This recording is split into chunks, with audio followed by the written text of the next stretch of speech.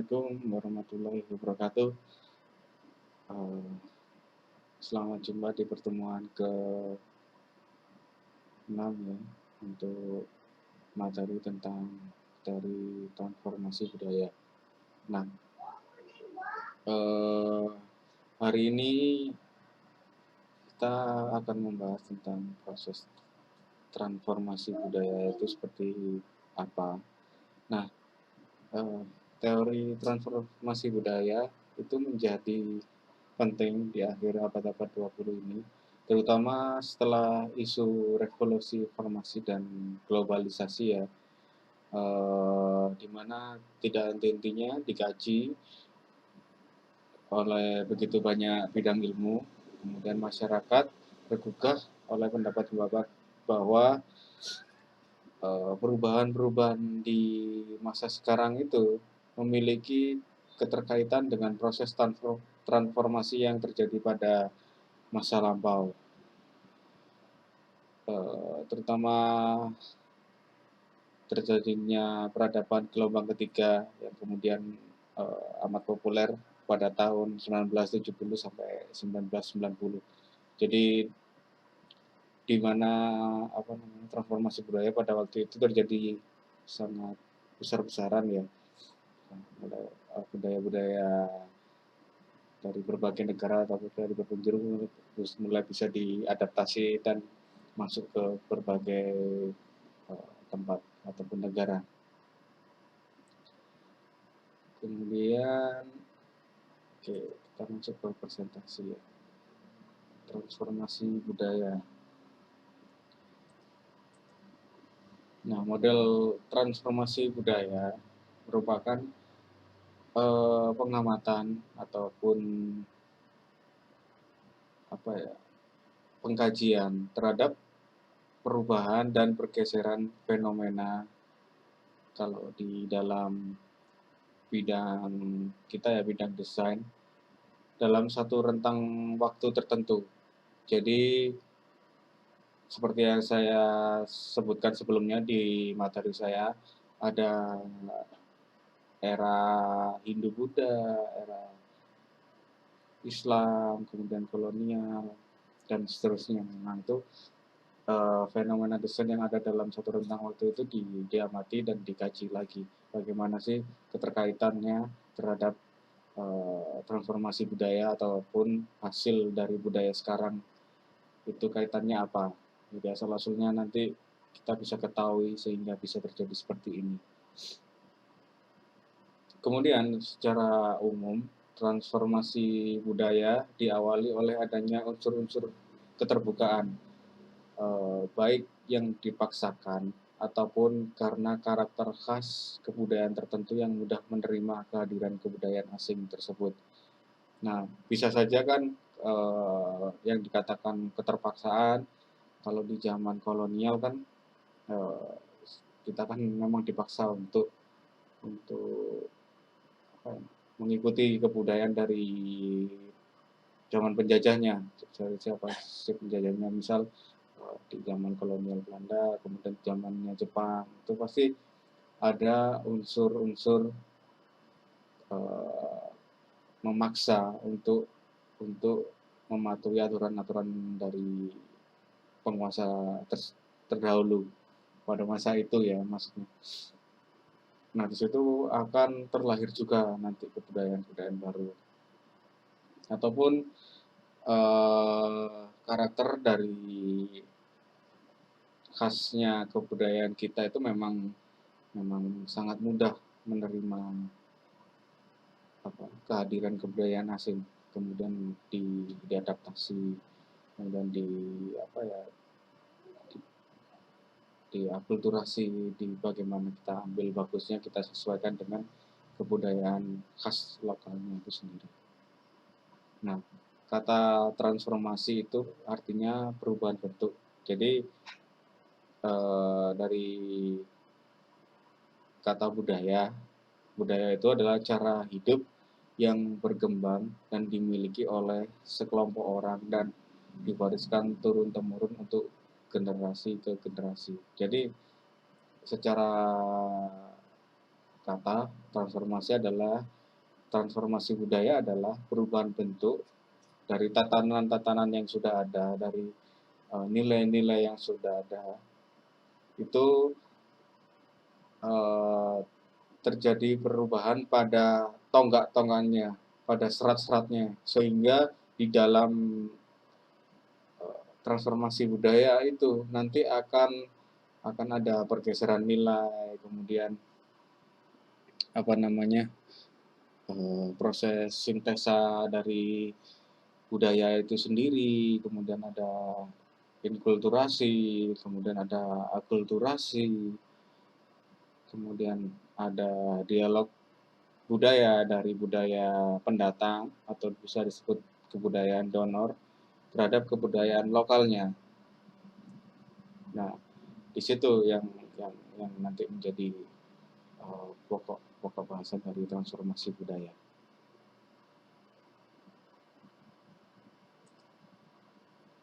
Nah, bisa kita lihat dari pola transformasi budaya yang ada di slide saya ini. Yang pertama adalah jadi setiap perubahan ataupun transformasi budaya itu ada polanya yang kira-kira seperti ini bentuknya. Yang pertama adalah dialog budaya. Jadi bagaimana kebudayaan donor ataupun kebudayaan asing, kebudayaan pendatang itu masuk. Kalau di Indonesia masuknya itu lewat jalur-jalur perdagangan. Bagaimana kebudayaan itu masuk, kemudian bersentuhan dengan kebudayaan-kebudayaan lokal, artinya dengan masyarakat lokalnya. Nah, disitulah mulai terjadi dialog budaya. Jadi ada perbedaan budaya dari pendatang, kemudian ada perbedaan budaya juga dari budaya lokalnya. Nah, dalam kondisi demikian, proses itu diikuti oleh terjadinya homogenitas dan proses seleksi untuk kemudian secara bertahap nanti prosesnya kemudian dimatangkan dan dimantapkan menjadi bentuk kebudayaan baru. Entah di situ nanti diikuti oleh proses integrasi, kemudian pemberdayaan budaya, dan reorientasi kepada sistem nilai barunya. Jadi ada pergeseran nilai yang akhirnya melahirkan nilai baru di dalam satu kebudayaan itu. Nah, setelah ada dialog budaya, di situ mulailah ada akulturasi dan inkulturisasi budaya. Jadi tadi prosesnya bagaimana budaya lokal ini ataupun budaya pendatangnya mulai diproses, dicari nilai-nilai uh, yang cocok ya lah untuk disintesa menjadi satu kebudayaan ataupun satu nilai baru. Kemudian setelah proses akulturasi, inkulturasi, kemudian ada namanya tadi sintesa budaya. Jadi bagaimana kebudayaan yang berbeda itu sudah menjadi satu kesatuan, satu keselarasan yang utuh, yang biasanya dirumuskan oleh yang dipikir, yang dimatangkan, yang dimantapkan oleh para pemikir, bisa filsuf ataupun tokoh-tokoh pemikir yang ada pada waktu itu, entah seniman, kalau di Jawa mungkin juga Wali Songo juga berpengaruh. Kemudian para resi-resi. Jadi para pemikir-pemikir membuat satu pematangan dan pemantapan sebuah nilai-nilai budaya sehingga pada akhirnya akan terwujud budaya yang baru, budaya yang terbentuk secara baru.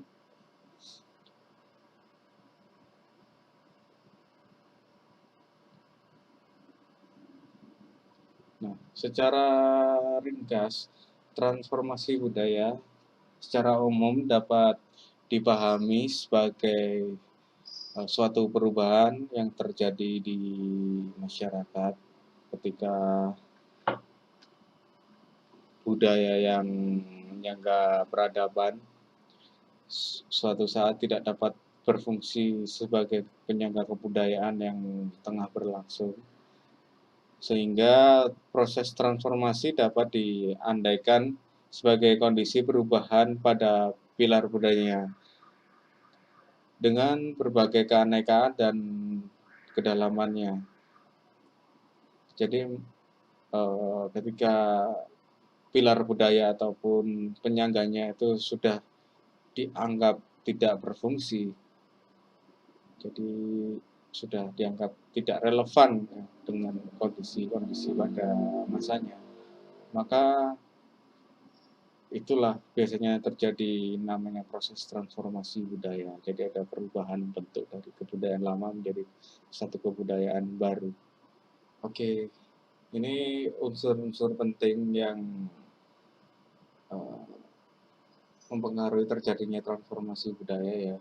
Ada dua, namanya inkulturasi dan akulturasi. Jadi kalau inkulturasi itu dari pelaku budayanya.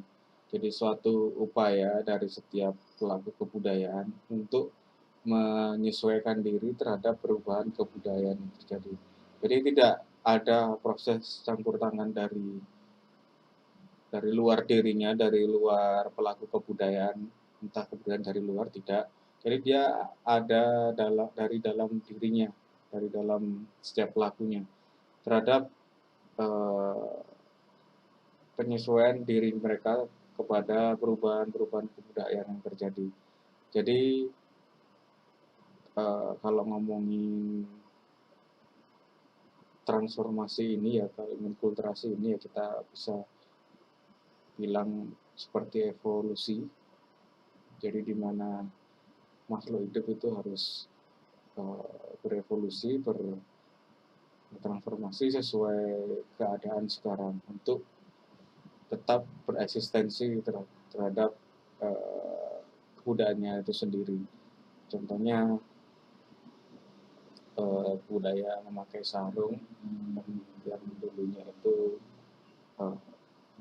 selembar kain kemudian dilipat secara manual. Nah, di situ ada ada kekurangan-kekurangan bagaimana sarung tersebut menjadi mudah lepas ataupun terlihat sangat berantakan ya mungkin ya. Kemudian karena karena kondisi seperti itu, maka pelaku kebudayaan merubah ataupun menyesuaikan diri desainnya dari segi desain menjadi sarung yang kekinian.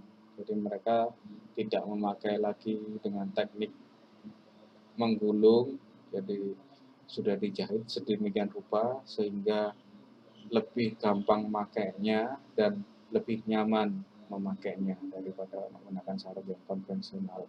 Itu ya untuk inkulturasi. Kemudian nah untuk alkulturasi itu ketika kedua kebudayaan bertemu, kemudian masing-masing dapat menerima nilai-nilai bawaannya.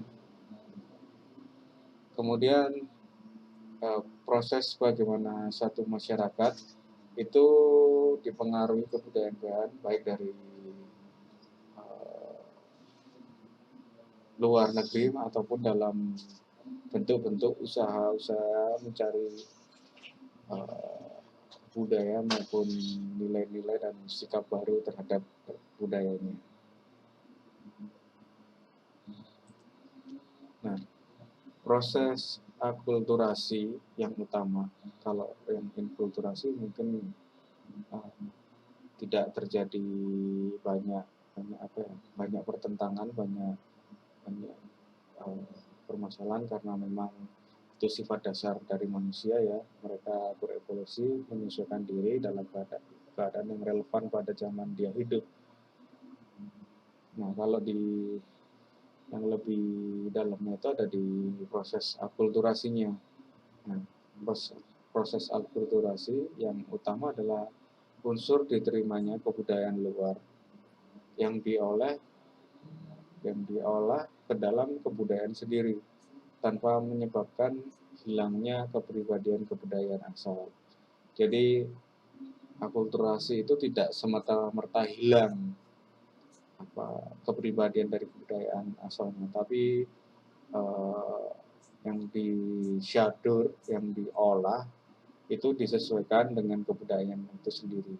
Jadi nggak semua budaya dari luar itu diterima mentah-mentah kemudian merubah seluruh kebudayaannya.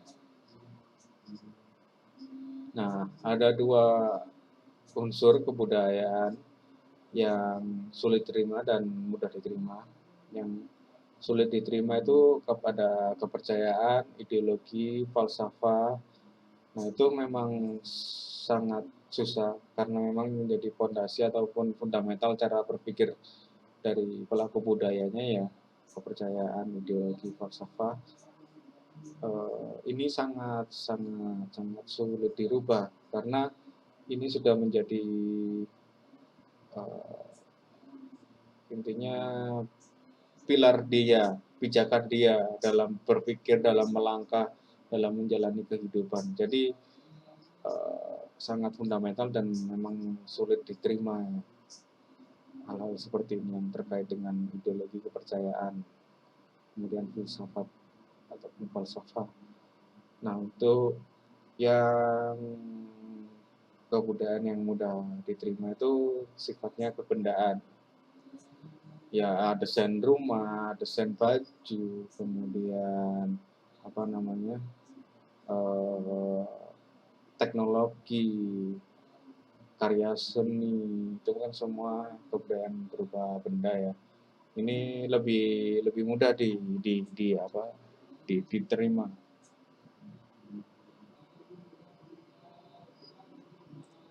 Kemudian sedikit gambaran besar tentang transformasi budaya di Indonesia. Yang pertama memang masa prasejarah. Jadi secara desain alat, peninggalan artefaknya seperti ini. Jadi yang bersifat fungsi ya, yang membuat alat-alat untuk kebutuhan kehidupan mereka. Kemudian masuk di Hindu-Buddha, bagaimana ideologi-ideologi dari India yang mengalami akulturasi, entah itu agamanya ataupun proses desain dari kebendaannya. Nah, seperti yang kita ketahui kan, kalau kita ngomongin Candi Borobudur ataupun candi-candi yang lain, secara desain itu tidak sama dengan yang ada di India, karena di situ ada proses transformasi budaya, ada proses akulturasi budaya, di mana bisa dikatakan budaya India yang dibawa oleh pedagang masuk ke Indonesia atau ke Jawa mengalami proses Javanisasi. Jadi proses penyesuaian, proses akulturasi, integrasi nilai-nilai dari budayanya itu sendiri yang dicocokkan terhadap budaya Jawa. Kemudian setelah era Hindu-Buddha masuk ke Islam, nah, sama dengan ke zaman masa prasejarah ke Hindu-Buddha. Di Islam, di zaman Islam juga terjadi proses akulturasi tersebut. Bisa jadi berupa desain-desain yang mengalami akulturasi. Desain masjidnya secara tidak langsung juga memiliki kekhasan khusus. Kalau ini memang berada di Jawa ya, jadi ada proses Javanisasi dari kebudayaan Islam itu sendiri, yang dimana kebudayaan Islam berasal dari Timur Tengah.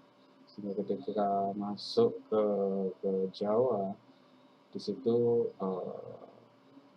terjadi eh, pergeseran nilai, entah itu nilai estetisnya terhadap satu kebendaan ya, ataupun karya seni, eh, di, disesuaikan dengan kebudayaan Jawa itu sendiri. Itu juga menjadi salah satu cara para penyebar agama Islam bagaimana agar agama-agama itu bisa bisa masuk, kemudian di, dipercaya, diimani dengan cara pendekatan-pendekatan budaya, seperti Wali Songo meninggalkan eh, budaya wayang, dan bagaimana cerita wayang itu, Ramayana, Baratayuda itu memang karya sastra dari India ya, kemudian diakulturasi, dirubah nilai-nilainya, disesuaikan dengan Islam. Nah, kemudian setelah Islam, di masa penjajahan, kolonialisasi, kita juga bisa melihat artefaknya, peninggalan-peninggalan itu juga merupakan bagian dari akulturasi budaya Eropa, karena pertama masuk di Indonesia adalah Eropa. Bisa dilihat dari peninggalan-peninggalan bangunannya yang memakai desain-desain dengan gaya Eropa. Hingga setelah kolonialisasi, pasca kolonialisasi, sehingga sekarang nilai-nilai itu sudah banyak bergeser ya, entah entah budayanya itu sudah tidak produksi lagi, tidak relevan dengan sekarang, ataupun nilai-nilai baru yang disadur ataupun diolah lagi oleh para pemikir-pemikir seniman, sehingga melahirkan budaya baru, budaya yang lebih modern, seperti emansipasi wanita yang mungkin di zaman-zaman sebelumnya sangat jarang ataupun tidak diketahui, tidak ditemui ya, jarang ditemui bahwa wanita bekerja di luar. Kalau di zaman sekarang nilai itu sudah mulai bergeser. Nah, itu transformasi budaya yang ada di Indonesia. Nah, poinnya adalah bagaimana terhadap karya-karya desain itu juga mengalami perubahan-perubahan di setiap zaman. Nah, ini penting, menjadi sangat penting kita pelajari, kita kaji, bahwa bentuk-bentuk desain yang sekarang di era hari ini itu melampaui proses-proses transformasi budaya yang ada, pengaruh-pengaruhnya seperti apa, sehingga ketika kita membuat suatu karya desain, konsep desain, ada kalanya kita harus berangkat dari budaya itu, dari transformasi budaya yang terjadi, sehingga kita tahu akar akar akar budayanya itu dari mana. Oke, itu presentasi dari saya. Jika ada pertanyaan, silakan ajukan di WhatsApp, di grup WhatsApp. Assalamualaikum warahmatullahi wabarakatuh.